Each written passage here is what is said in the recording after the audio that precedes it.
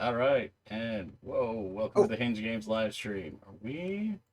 There we go. Okay, yeah. Sorry, Jack's just gonna adjust his camera a bit.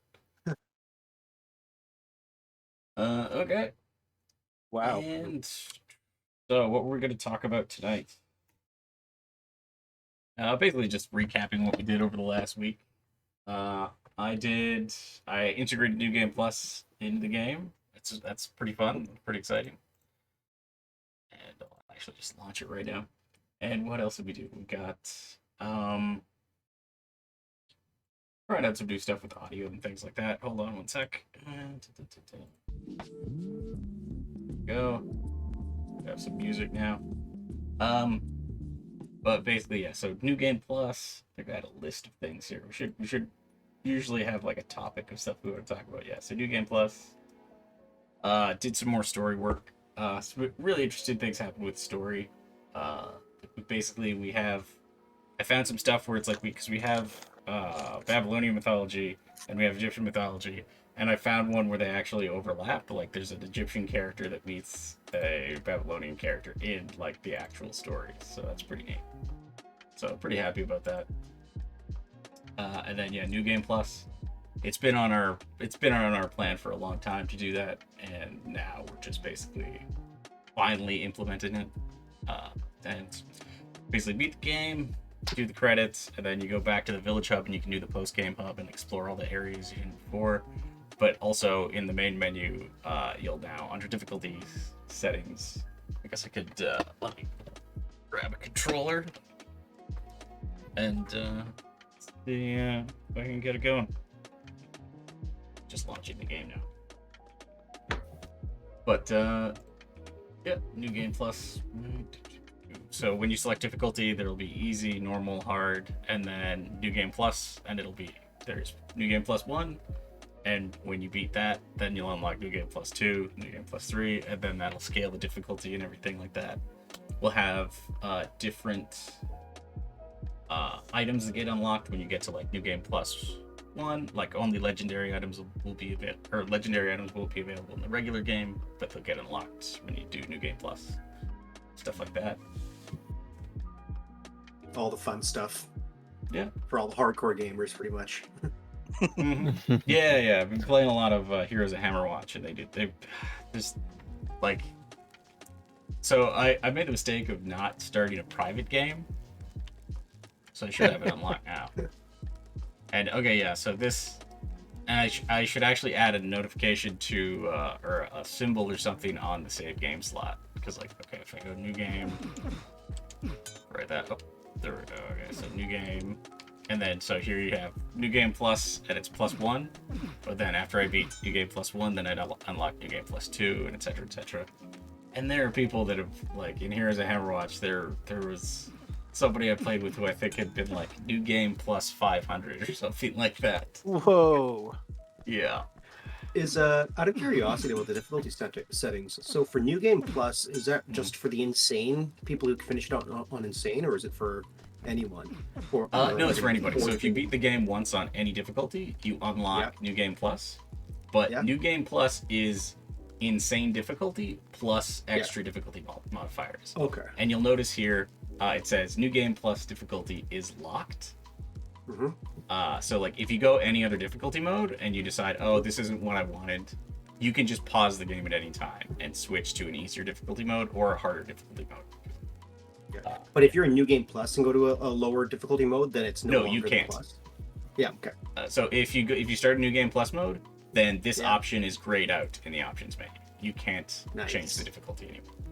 Because the only people that are going to be able to play this are people that have beaten the game once and want a more challenging thing. So we figured, like, why give them the option? And because you're unlocking certain things, like you're going to be getting more experience, you're going to be getting better items. We don't want you to be able to like turn it on and off to min max things. It's like no, once it's on, it's on, and we give you the warning up front. It's locked now.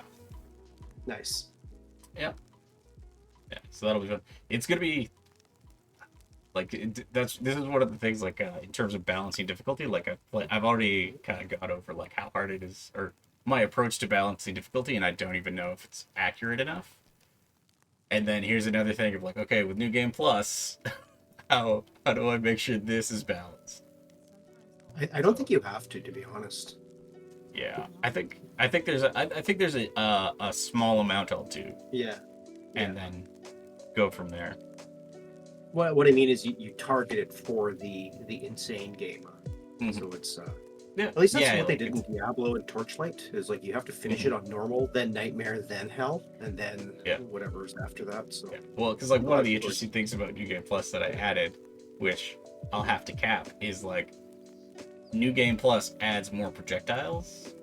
So, like there are some characters that'll shoot like three projectiles really quickly. It's like, choo, choo, choo. And then they'll wait Yeah, like a that's- second, and then they'll fire three more. In New Game Plus, instead of just three, or even just instead of one, they do a minimum of two. Yeah. So it's like, and the guy who throws three now throws four, and so it's like, oh yeah, so there's just more projectiles coming at you all the time. Yeah. So a little And thing. it's does that scale up each time? Like if you're on New Game Plus 10, do they shoot like 5 at you? That's the thing, is I'll have to cap it at a certain Got amount. it. Yeah. Because yeah, Otherwise it'd be a basically. laser beam. Be a Yeah, laser otherwise beam. they'll just never stop. Yeah. Yeah. Yeah. I so mean, that was fun. at one point, it even stops being fun, right? Yeah. Yeah. Well, the thing is, and we've talked about this on other streams, is like, it was surprising how when I first implemented the three quick attacks, because we were originally going to do like, oh, there's combos and all this other stuff, but I was like, yeah, that's a cheap, easy thing to do. When we first implemented that, it's like, it's surprising how much that changes it, because it's like you'll be running in one direction, then you'll hit kind of a wall of those projectiles, and you'll hit the first one, get knocked back, and then if you don't change your direction, you'll run right into the one of the other ones. Yeah. I find that other times that you have to actually do the parry or the deflection, Mhm. and then it just gets really hard when it's like 5 of them shooting 2 or 3 at a time. Like it becomes impossible because you get stun locked, and so you have to like change up the strategy a little bit, which is kind of nice. There is a bug with that though that I'm gonna have to look at and fix, because if you're just holding block, I think there's something wrong with the logic where you get stunned, and then that resets the counter or the timer for the parry window, and so you can end up like, even if you're just holding it there, you'll get hit by a bunch of projectiles, and one of them will randomly get deflected back. So I'll have to look into that. And you can also deflect multiple ones with the same parry, which I'm probably going to change. So it's just like only the first one gets parried, and then the rest are just ding ding ding and go flying off. Depends on how many enemies, because I remember that first time that you have to do it, there's like, not to spoil it, there's a considerable number of enemies on screen, Mhm. and it gets really difficult as like your first time that you have to use it. So and I don't want you to change it. I love that part, because it's trial by fire, and after you kind of get past that part, it's like you know how to do it. Yeah. Because like my block window was weird. It was a good exercise. I did die a few times, but it was actually really nice. Yeah. Well, I mean, the thing too is like the first time you get it, it's the tower, right? There's a tower puzzle where it's like tower's just standing still. It only shoots if you walk within range, and if you're facing it, you will auto block. And you press something, you will auto block, so that you can just like practice your timing, do the deflections, getting back. Although it's not required for that puzzle, which it's fine. It's not. Oh, that's right. It's not. Yeah, you have to deflect it to the left or to the right, but not directly back. Yeah. What else did we do? We talked to an artist. So I don't know if we mentioned this on a previous stream, but like basically, we mentioned the stories. I'm writing these stories. Each one has 20 lines. You collect a tomb. Each page has one line. And the more pages you collect, the more powerful. The tomb gives you a buff, like a buff to attack speed or damage or experience or gold pickup. And the more pages of it you collect, the better the buff you get. And so I'm writing the stories that go on each page of those. And we actually talked to an illustrator this week about like, oh yeah, we could get. They'd be interested in like doing some stuff for it. Phil. It's funny. Phil told me about him. Phil from Alberta told me about it. Basically, it's a friend of ours named Peace. Yeah. Yeah. I talked to him today about it. Oh, nice. It's funny because it sounds a lot like like a children's book, and I've been reading a lot of those to my kid, and it's just like, man, it'd be really fun if we could get a few of these in there, because like the language is simple enough, the pacing simple enough, and it's yeah, I'd like to read some of these to my kid if I could. So Yeah, and there's sure she would love it. Yeah, and like there's a lot of repetition, and the part of that is we went into this on the other stream where it's like there's a lot of, because they're sort of difficult names, and it's, if you don't know the character or anything like that, it's kind of hard to just use the name once and then use he or she or whatever for the rest. So it's like I rarely use the pronouns. It's always, Atum did this, Atum did this, Atum did this, or like Neith did this, Neith did this, Neith did this, or Inanna did this, Inanna did this, Inanna did this. And it's all like very much repetition to get the name drilled into your head so you remember that's the character. Yeah, especially since you're not gonna find them all right away, right? Exactly, yeah. And they are like, the way I kind of wrote them is the thing I was imagining writing them is very much like a parent reading this as a storybook to their kid.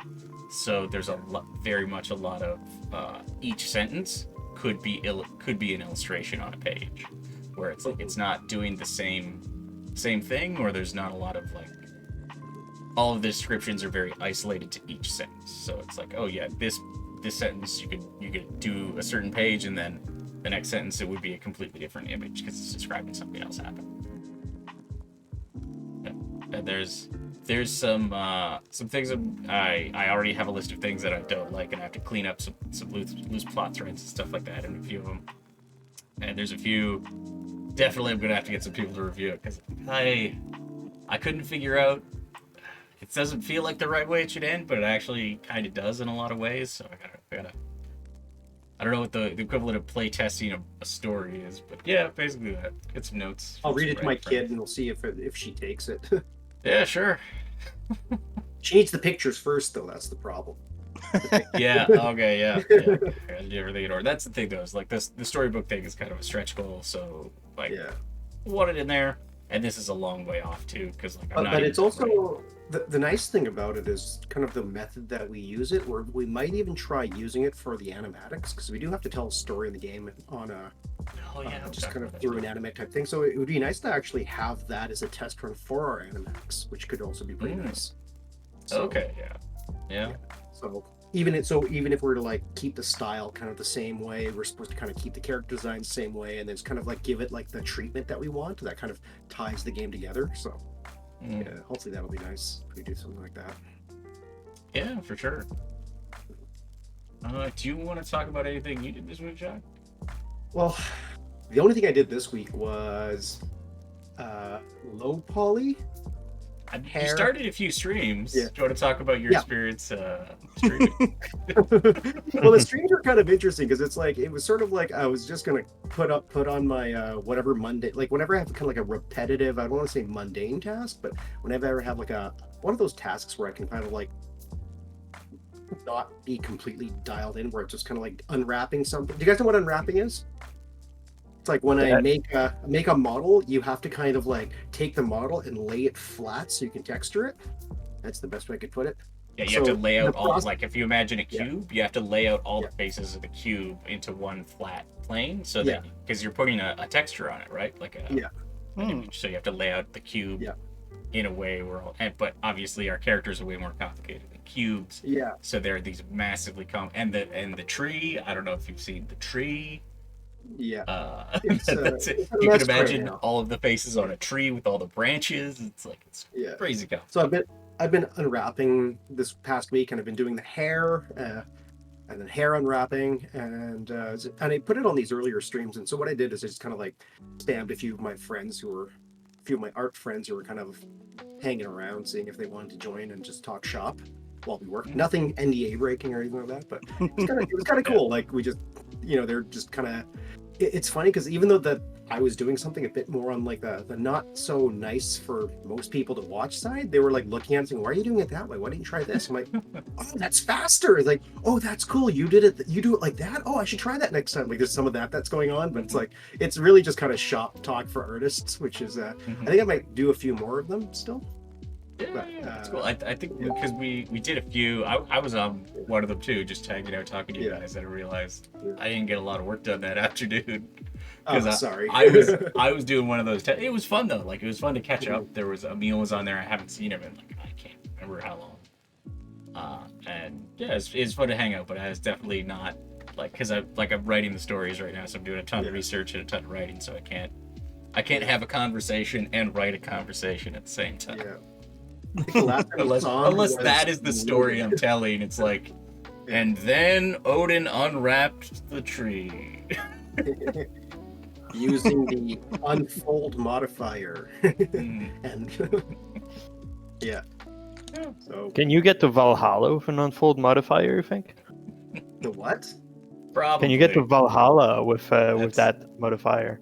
Oh yeah, that's how Nice. you impress the Valkyries, is you use the unfold modifier, and they'll take you to Valhalla.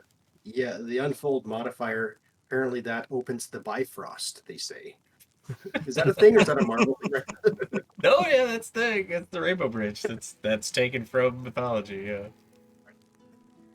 Yeah, the Rainbow Bridge. So it's nice because I'm learning a little bit more about this as I do it. So I don't want to say it was like I'm learning a bit more about like what just because Emil's a friend of mine. He's an artist. He was the lead character artist on Far Cry 5. He's a character artist at Rockstar right now. He's been running a stream on his channel. I think I'll link it in there eventually sometime. But he's been running a stream for a little while, and his is more of like an art stream, which is kind of cool. And so he was telling me like what people really enjoy looking at, what they kind of enjoy interacting with, and it's not always what people seem to think it is. It's not people want to see like the cool part of art. It's like no, actually they want to see this other stuff that's a little bit more that helps them learn. It's not necessarily like when you look at this uber mega epic awesome ZBrush sculpt, right? It's cool to look at, but you don't really learn a lot from it unless you get to kind of see the starting point of it. But even then, it's like, yeah, a lot of the other stuff, the more, I don't want to say mundane stuff, that's actually kind of helpful because then you get to see how other artists would approach that problem. So it's kind of neat. Mary Michelle joined in chat. She's afraid to hear her voice, so Yeah. we get her chat type. Yeah. Oh god. Yeah, I'm not doing this for any particular reason. I just thought people might want something a bit more visually interesting than our main menu for duration of the chat. We should probably get some like just stock footage of us of like playing, I guess, of the game running, you know. Yeah, running through a dungeon or something. Actually, I'll just do that instead of yeah. So it's so I guess over the past week it's been like productive because I guess this is my first full-time week back on the project. So I had a lot of other things to do regarding kind of getting I guess we approved the other character art concepts, the character designs I would say, and the wrapped up our Dreams Reach concepts, which are pretty cool. So it's the buildings, it's kind of nice because now we have a starting point. We can actually hand this off to other artists that are helping us out. And then we also have a good starting point for what we want to do with I guess Dreams Reach. Kind of gives us a better idea. So it's not necessarily the final concept, but it's definitely a very solid idea of where we want to take things, which is nice. Yeah, it's looking really good. Like I think all the individual things have a lot of the detail we want.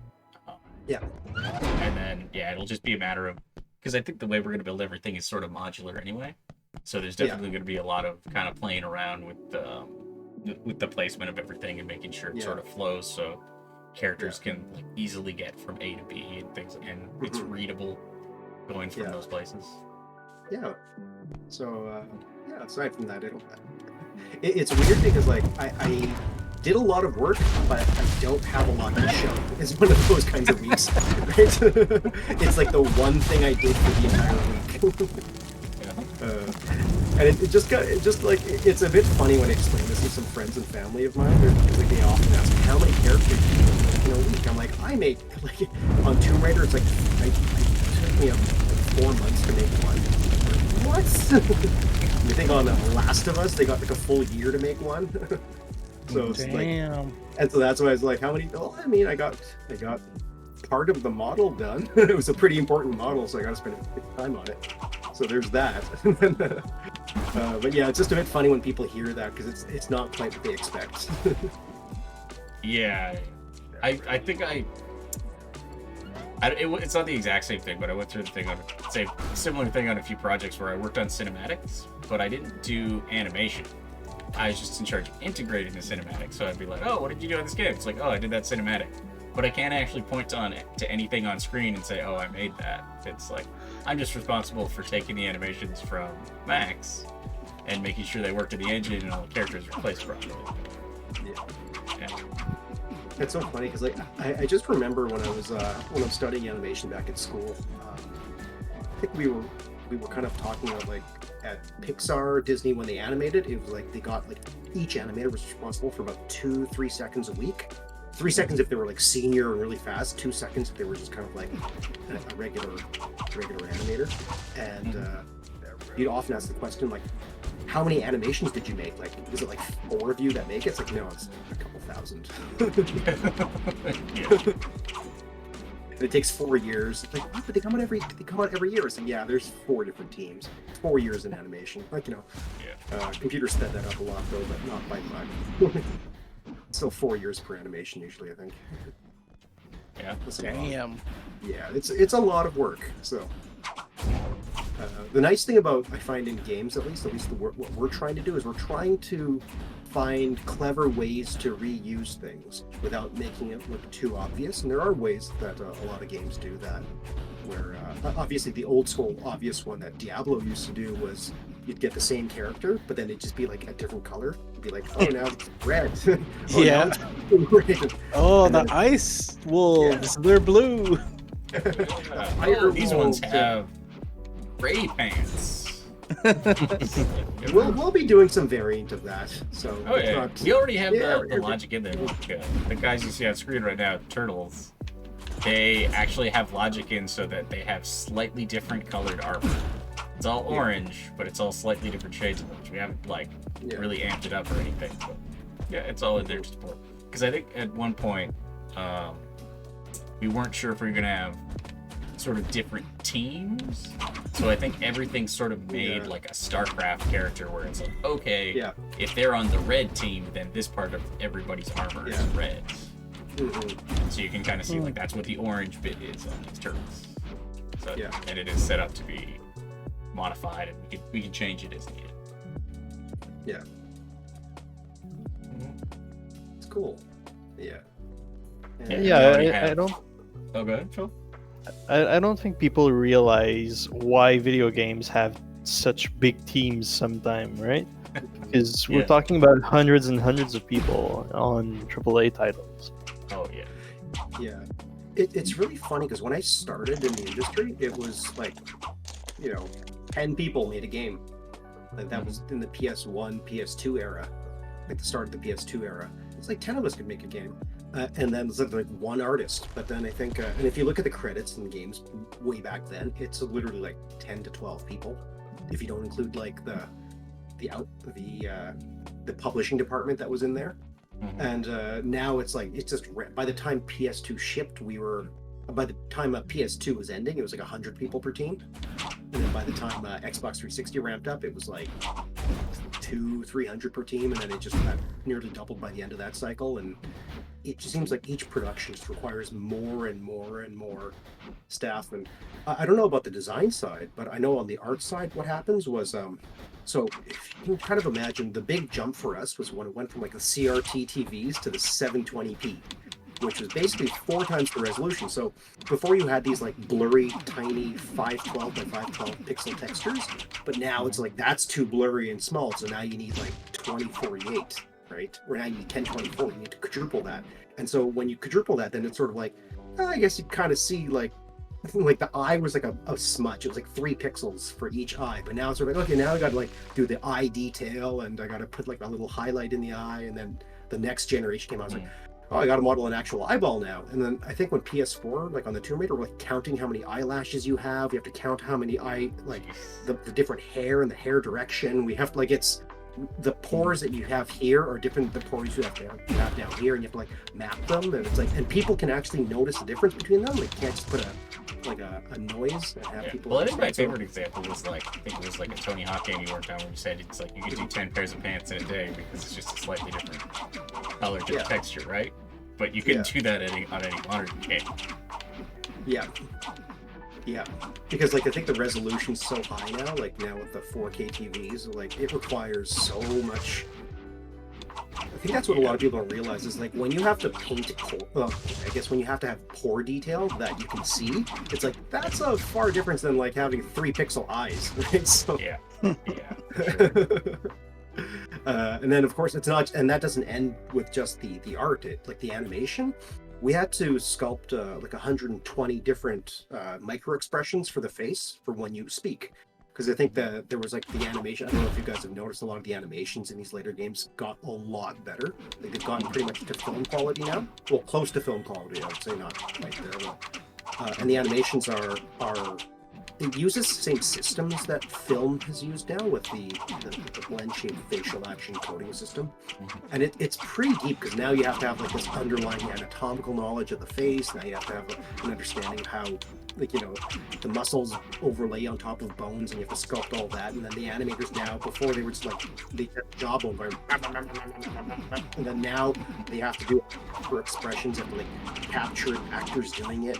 Yeah, it's crazy now. It's so much work. And so it's actually it's kind of one of the big reasons why we wanted to kind of go back to this, because it's like we can make a good game, like a pretty high quality game, without, you know, spending 4 months on a character. I feel What's going on here? cinematics are cool. Like I'm not going to say they're not cool, but like, I mean, do they really make the game that much better and more fun? Like, well, it makes some games better, but not this kind of game. And this is the kind of game we like making, so Yeah. and playing. So Mm-hmm. yeah, there's it's a pretty massive thing about like games that are constantly chasing kind of bigger and bigger and bigger, which requires bigger and bigger teams, bigger and bigger budgets, and it goes just beyond art. I know, like I know that people want like Yeah.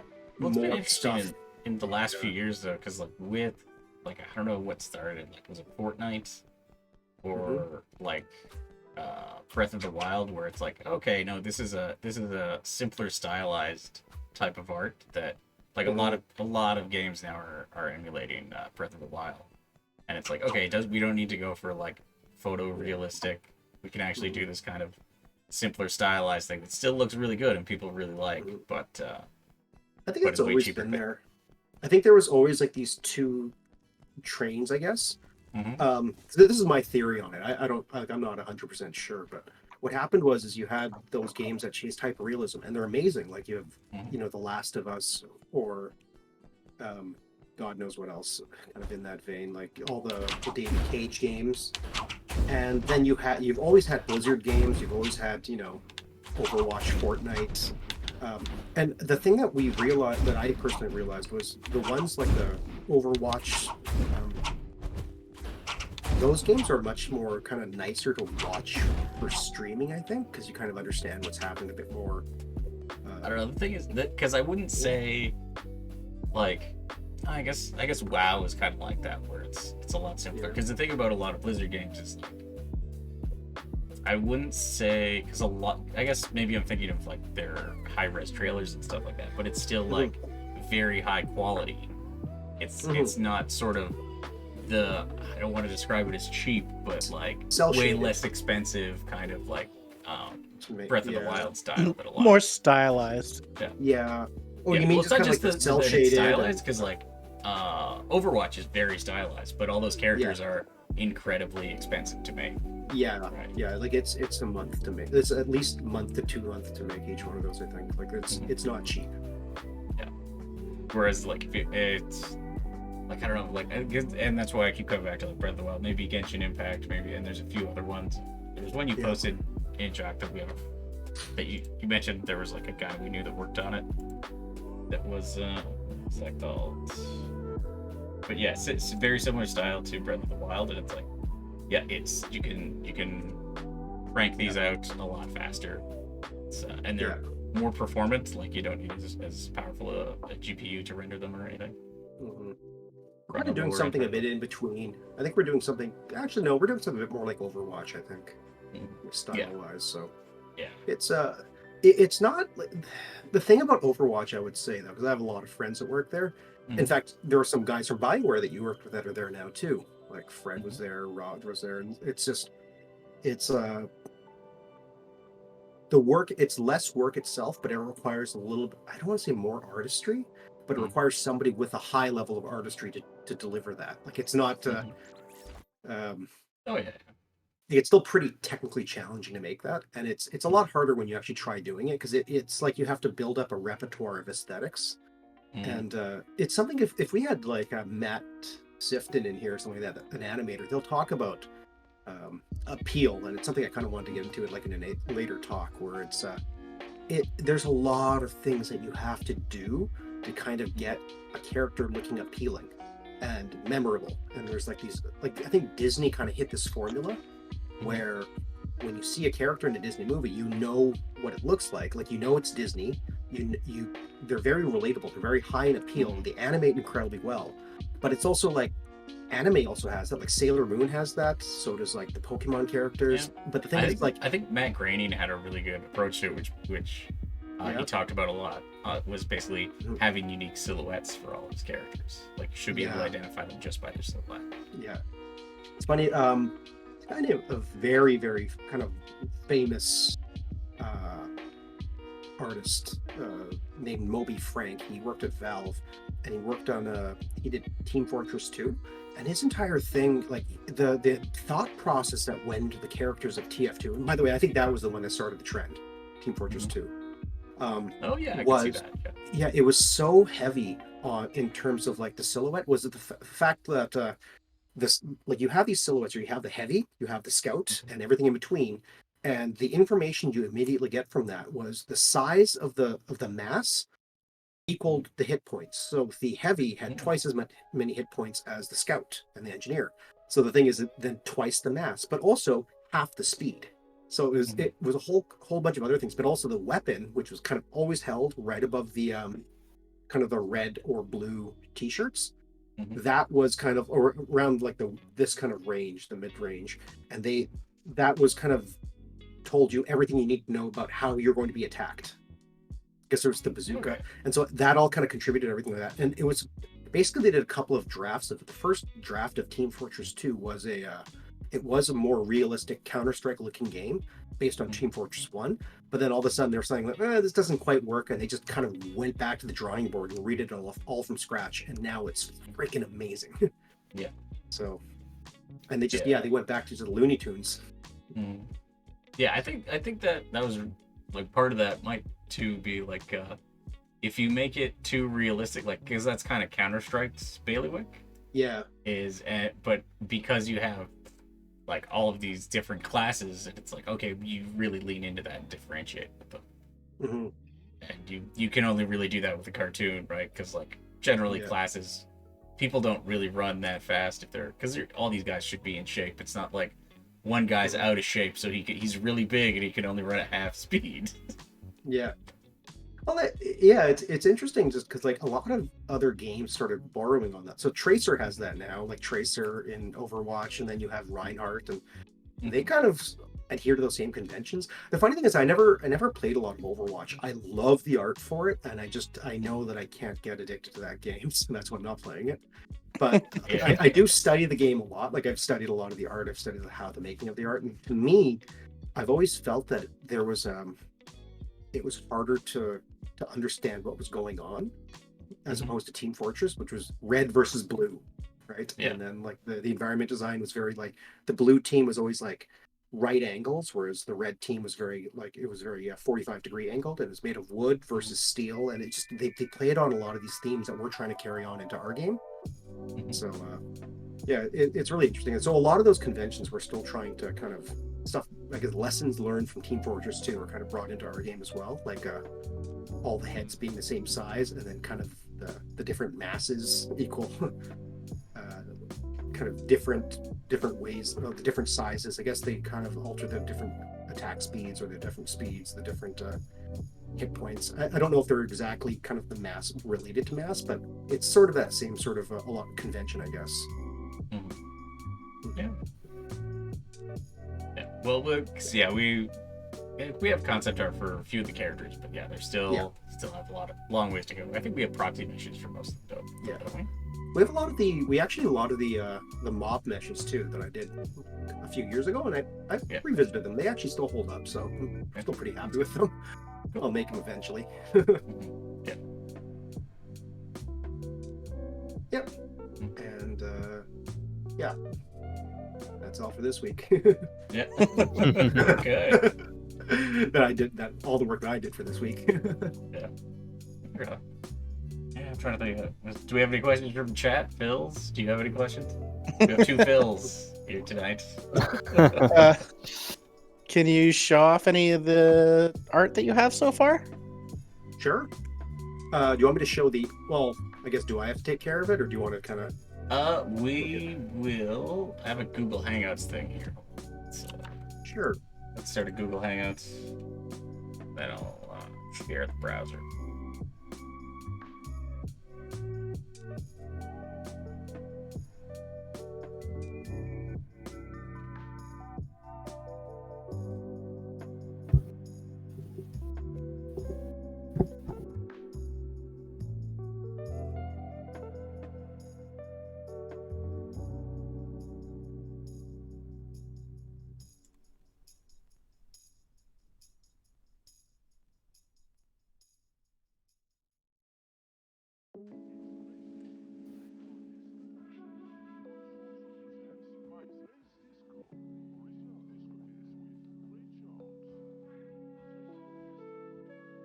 Every time I type, I hear this boom, boom, boom, boom, boom, boom, boom.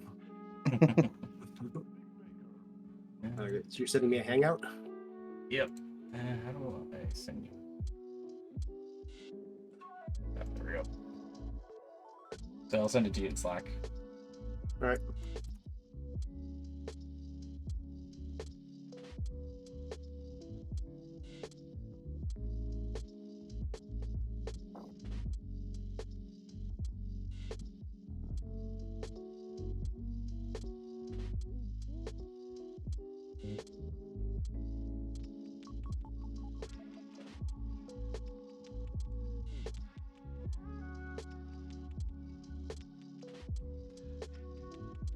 What's going on?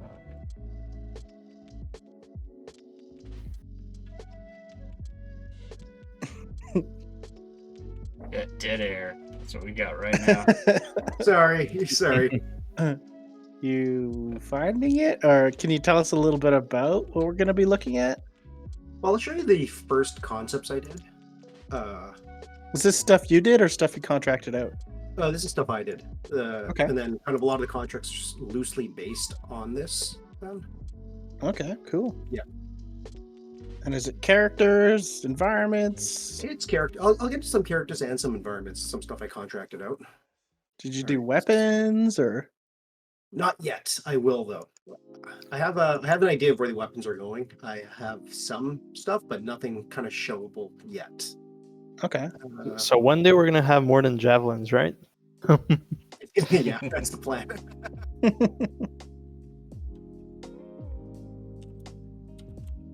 Sec. That ain't working. Yeah. Also, what kind of dog is it? Me personally, I am going to say mutt. I'm married to a vet, so I don't want to say we're anti-purebred, but we would rather have a mutt for kind of the human, like the, what do you say? The side of it, the rescue side of it, the rescue pet side of it, I guess. I feel like that's going to be really important to some people. It's important to us, so it's important. Like, I spoke to my wife. She's like, "Damn straight," because we have a bunch of cats, and they're not purebred cats. They're just what, like, I mean, for a dog, just get a dog that you get along with. I'm not going to lecture people on this, but because I don't own a dog. But it's like, just rather than what it looks like, just when you get along with. Get a good one. I don't know why it's not working. Yeah, I just Yeah, sent and you then another link that hopefully works. there's also a lot of, health problems in purebred dogs, but Yeah. Camera is starting. All right, something's happening. Oh, here we go. And OBS camera. Why did my camera fail? Uh-oh.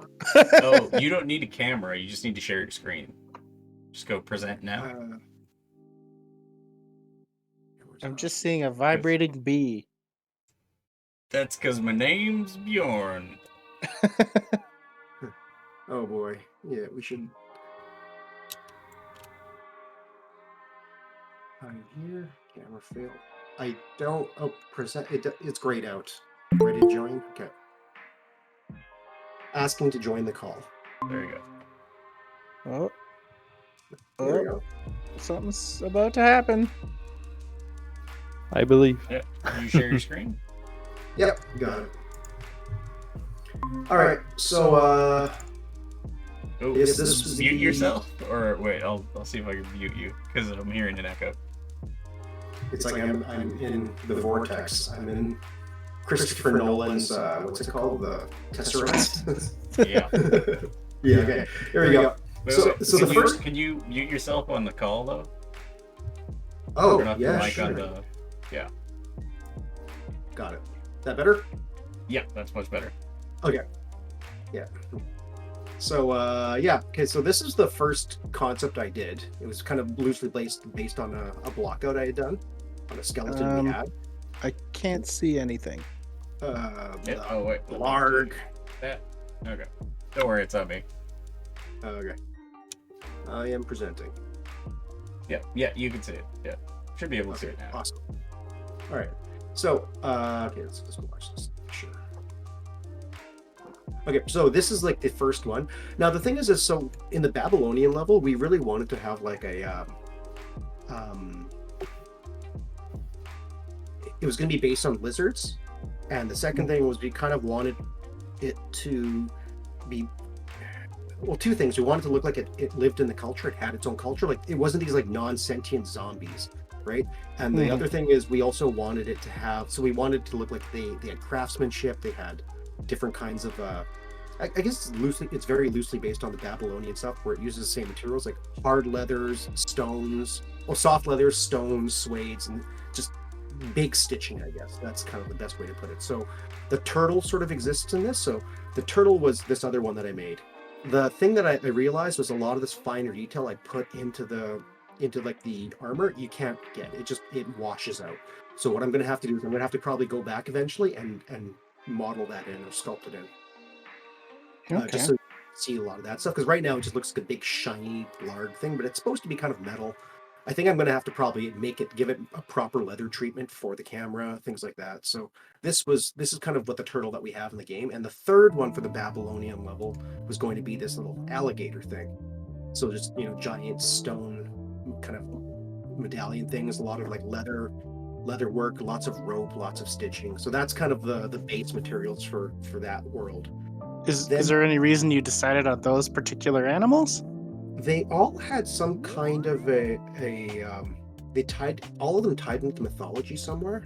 I Okay. don't remember what, but if you kind of looked at the different animals that were represented in Babylonian mythologies, these all kind of sort of fit. And so we Okay. decided to go with like a theme of that. Same with so the second level we had was the Norse mythology, and I forgot what the first one was going to be. Oh, Well, there's wolf, there's boar, and there's bear. right. So timber. I think it was Timberwolf. Yes. So the first one was going to be like I think it was supposed to be timber wolf, but now it's just a regular wolf. And this was going to be like the you get the harder leathers, you kind of get the more the early kind of hammered steel, I guess, the unrefined metals, and you kind of get the called the bore angelic style interweaving. So it's the kind of style that you'd find in like the very old Norse type architecture, like, and they actually brought it back in the Thor movies as well. So this was Okay. kind of, and you get kind of get the fur as well. You get the horns and things like that. The second one's going to be this boar. Same thing. You get a lot of these hard leathers. You kind of get the unrefined metals, and we're just kind of work on from there. And then the last one would be the bear. This is going to be the big guy. So this is the guy we've seen kind of like placeholder art for these guys right now, but I haven't actually went ahead and made it yet. And the same sort of thing, whereas I think this detail might be a little too fine. I'm probably gonna have to do something where you can actually read it in the game, because right now it just all gets washed out. Mhm. So yeah, I'll get there. I'll probably have to do something just to kind of make it either stand out, simplify it, and make it a bit bolder, I guess, based on the camera angle or the camera distance. Maybe I'm just overthinking this, but Yeah. where would a animal culture get leather from? Yeah, definitely overthinking it. Yeah, probably a little bit. It's yeah. I mean, They're wearing the skin of their enemies, so none of them get along.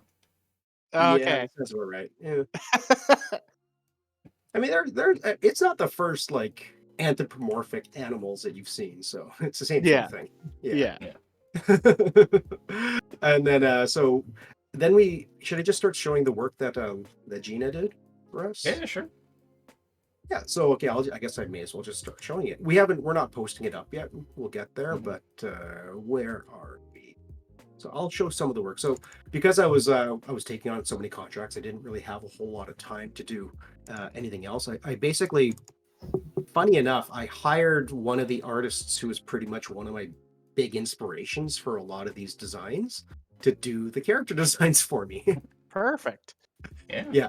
So yeah, I'll just start with the first one she did for us. It's my absolute favorite. Where is it?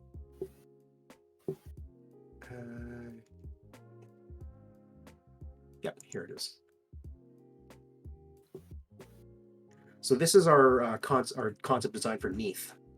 So as you can tell, she's it's not going to be as anime as anime, I guess, stylized as this, like the face, I would say, but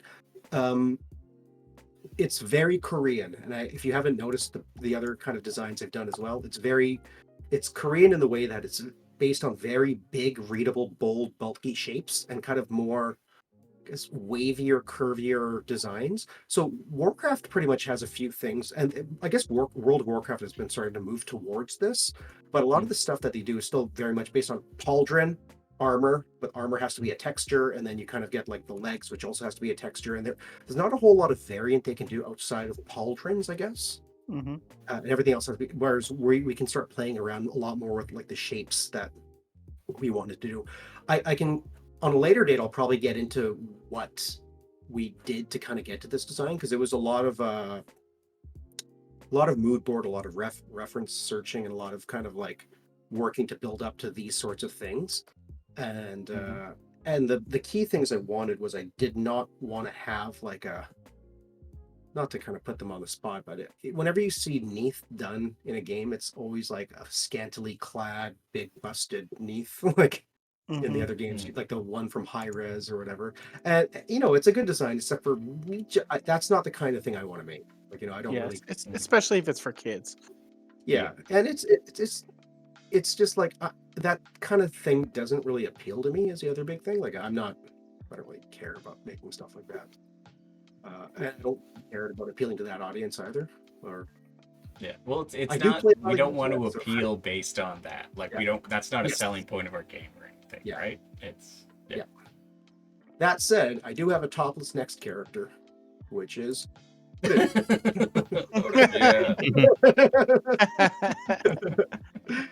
yeah. But yeah, he's Odin. He's gonna have like the wings as well, or the cape. So yeah. So the thing about Odin, I guess, is this was like our pre scar missing eye Odin. So he's pretty much the younger, more hotter Odin. Exactly. Yeah. He's got the Loki and the Thor in there. He's got like and so you can tell that's got the Bore gelling style kind of, what you call it, details in there. So it's very heavily based on the Norse, but kind of done in our style. and this is something I kind of had to repeat many times to people. It's like, there's nothing like that in Norse mythology, like in Norse history. I'm like, well, yeah, I know. It's based loosely on it. It's our game. Like it's going to be the it's the style of our game. It's our interpretation of the style of game of this kind of old culture and old mythology. I guess that's the best way to put it. But it's unmistakably it has a lot of similarities with Neath. So kind of there are a lot of kind of stylistic similarities you'll see between these two things, and that was kind of a very key point of it. Whoops. Well, you do have to keep a visual identity to tie it all together, right? Yeah, Mm-hmm. but yeah, that's kind of what we're going with. And then the next, and these are all things I'm really very much looking forward to making. Yeah, and so the next one is Momotaro.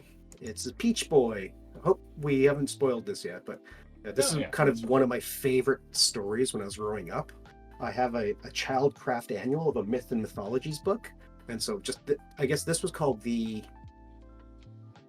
crap. What was the name of the story? It was about like the Demon Hunter, I think it was called. And yeah, we absolutely I think it was called the Demon Hunter. Well, it's your book. I would think of like what other names you had, because I know he's a general at one point.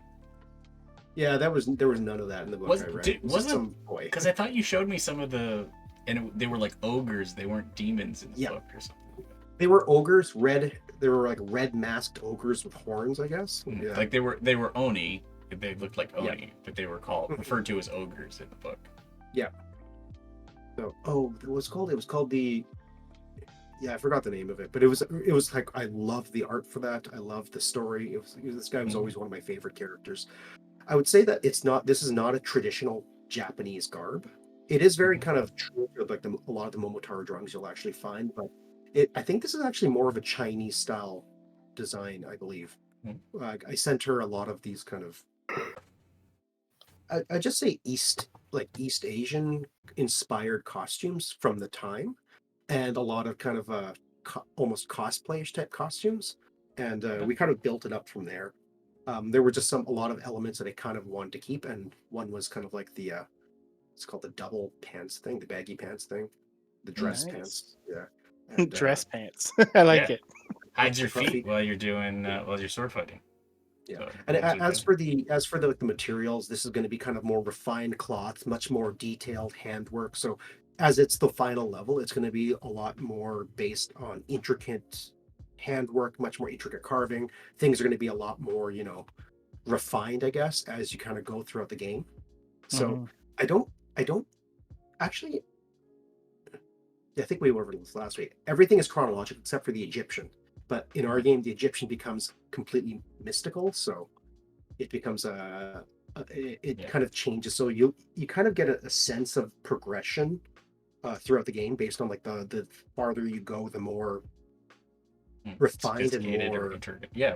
Yeah, and more kind of advanced. I guess the cultures are. Advanced techniques for making clothing and armor and things like that. Yeah. And I think I have one more. Where was it? It's our first one. Inhana? Gotta make sure. Yeah, I gotta make sure I got the right one. Here it is. Yep. And Inanna. This is our Inanna. And I love the wing treatment. It's a butterfly wings, which is really cool. It's funny because I kind of initially asked for something like this for Odin, but she decided to keep it for this. So okay, that works. It wasn't going to be butterfly wings. It was just going to be like an actual cape that looked like wings clipped onto the back. But I still might visit it. It's like a cape that like the wings kind of like blend in with the cape. Yeah. I kind of wanted that, but I initially wanted it with Odin, where it was going to be kind of like a cape that had like these wing kind of bird wing shapes to it. But she decided to save that for butterfly wings for her. I'm like, okay, that works. That's fine. As long as one of them had it.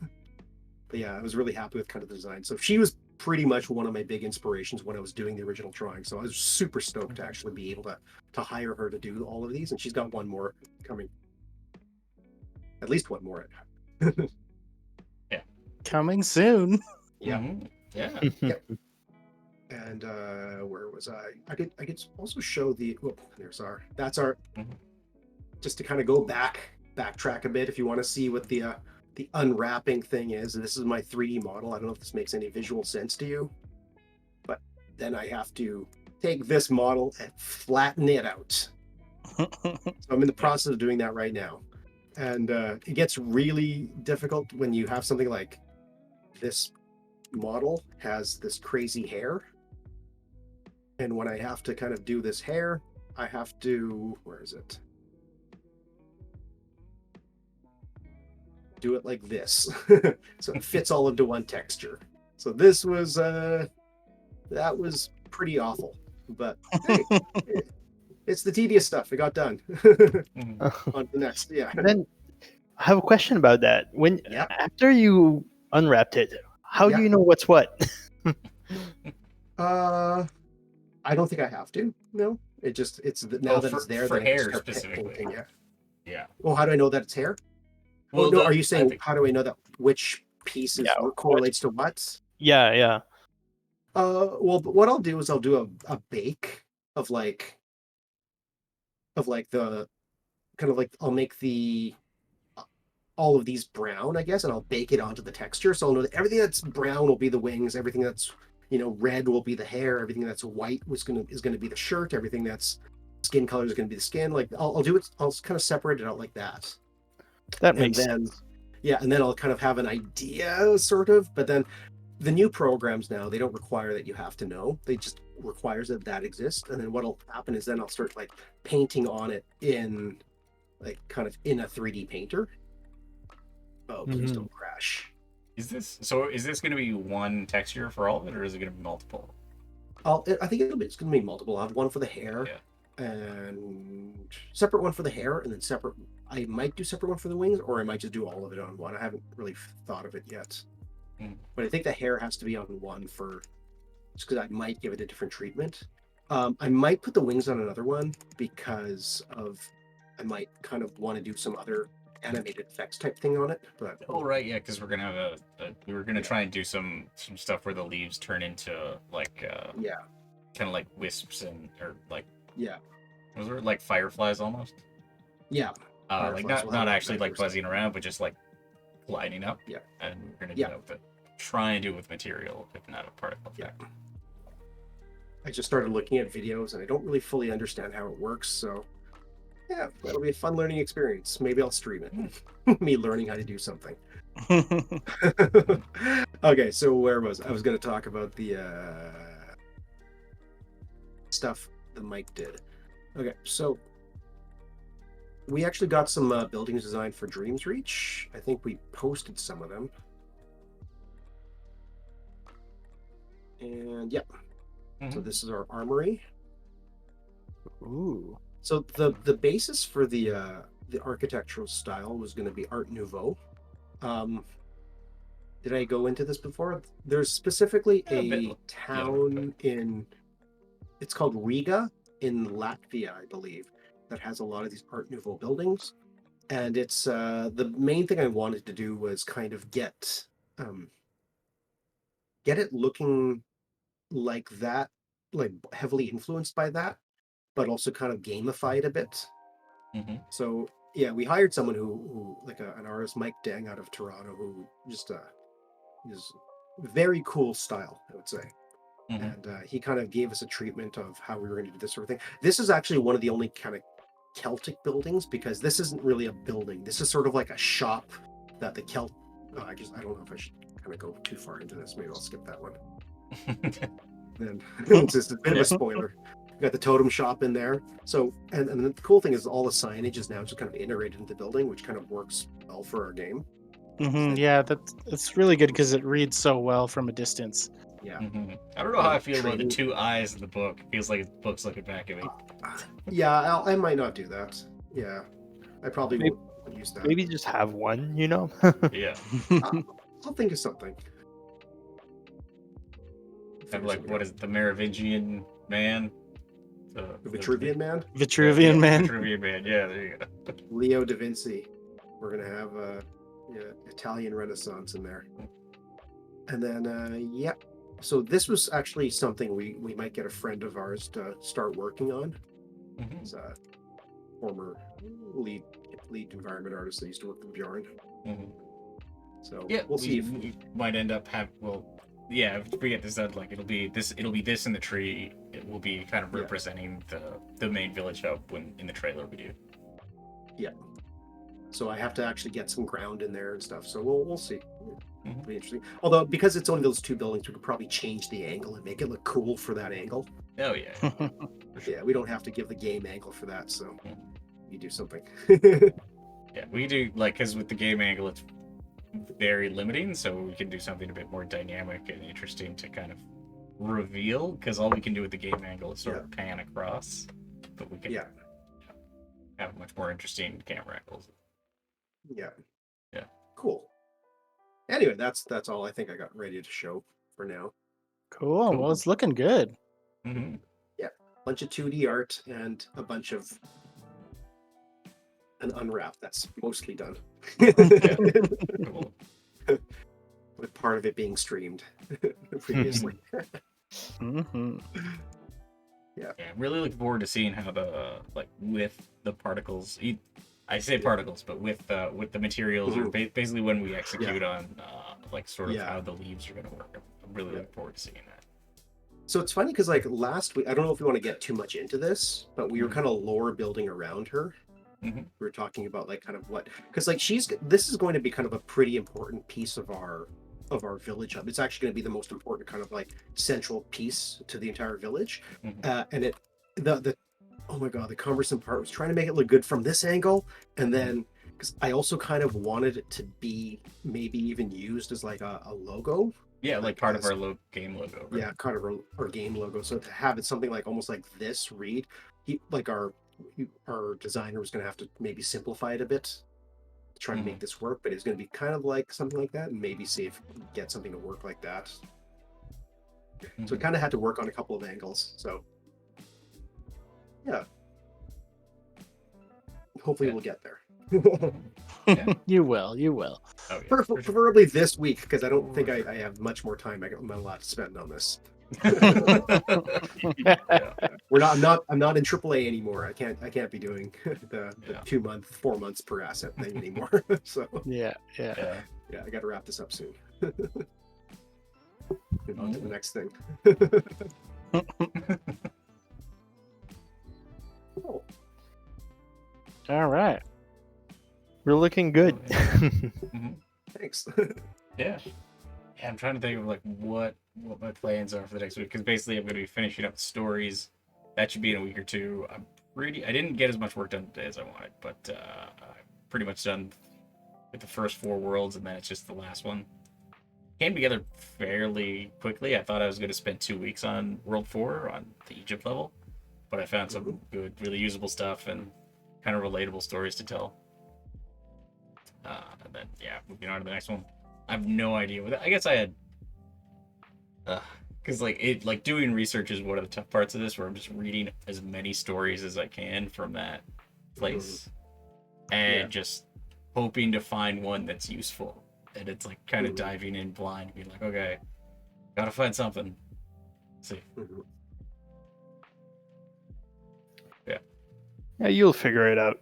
Yeah, it's been going pretty well so far. And like, the thing I don't want to have it is because it's been having a lot where it's like by the time I get to, because I'll do these big pushes where I'll go through World 1, 2, 3, 4, 5, and a lot of times it'll be like, oh, I'm just so tired by the time I get to World 5, and then I'm like, I'll finish it later. So still, there's a decent amount of writing that I need to do, not just for these tome stories, but for the quests and everything as well. Yeah. Well, another nice thing about going through that much material about the area, it probably gives you ideas for side quests or little things you could add to the areas too. Yeah, for sure. I realized I started slinking my chair. We're getting half my screen. I mean, well, we're at an hour. We can call it for the stream. Sounds good. All right. Have a good night, everybody. Have a good night. See you next week.